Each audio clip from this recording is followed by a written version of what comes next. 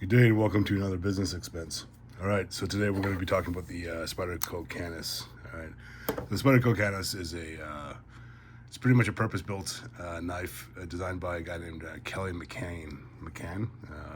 He's a renowned close quarter combat expert type guy. I don't know, sure. So he optimizes for self-defense use. It's kind of like the Jumbo, only a more miniaturized, manageable size. Like if you can see, it has the same kind of Warncliffe design, where the blade stands out, and then the tip there. If you see the tip, it goes into being a lot more sharp, and then it branches out from there. It's a CPMC S30V hollow grind. It's a straight Warncliffe edge, as I was saying. It has a reinforced tip right at the tip there, and it edges out that block right there. With that block right there, the blade thickness is 0.118 or 3 millimeters. Its weight is 116 grams or 4.1 ounces. Okay. If you have big hands like me, it's good. You can carry it. It's good for doing excuse me, day-to-day tasks, cutting stuff in the kitchen, opening boxes, everything that you'd actually use a knife actually for. Everyone assigns tactical to everything because it drives more sales, right? So you have to understand that when people say tactical, it's what it is. It's anything that's sharp is tactical. Okay, like I said in one of my previous videos, I'm an armed combat instructor in one of the militaries here for NATO.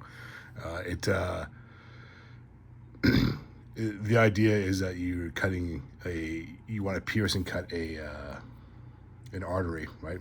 And then from there, you start the clock. The person's going to pass out. Anything that's sharp can do that, and you can use a lot of things as actually weapons themselves, right? So they always talk about being purpose built. Really, it's just to drive sales, right? Because people are always worried about their actual safety. So if you can drive safety as part of your marketing, people will buy it. They always have a budget for it.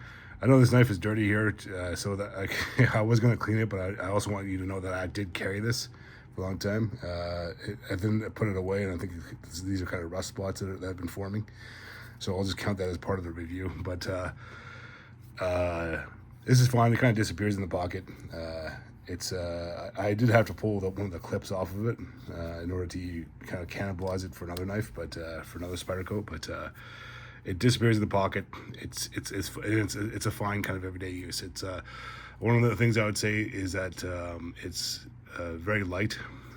It's very flickable as far as like it's ergonomics for the thumb and the actual spidey hole. It's a good all-round knife. As far as using it as self-defense, primarily a self-defense knife, or whatever. Like, sure, I mean, you can use any knife as a self-defense knife. What you do want, if you're actually slicing into something, is you want thinness. It's kind of like how think about a doctor and a scalpel, right? They don't use huge knives. You know what I mean? Those huge working blade knives that people use to chop wood. What you do want is a thinner knife. So this is good for that. So all in all, I'd say if you want it, you can go ahead and get it for sure. It's a fine knife. I would say that there are other knives out there. As far as the actual price it is, I think I'm told it's about $350 right now.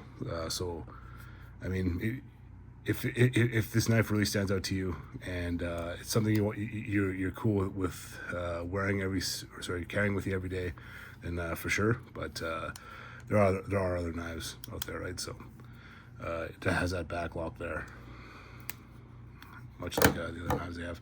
Okay, so that's it. That is the Spyderco Canis. If you have any questions, go ahead and throw them in the comments, and I'll answer you. All right, thanks. Have a good day. Rest of your day.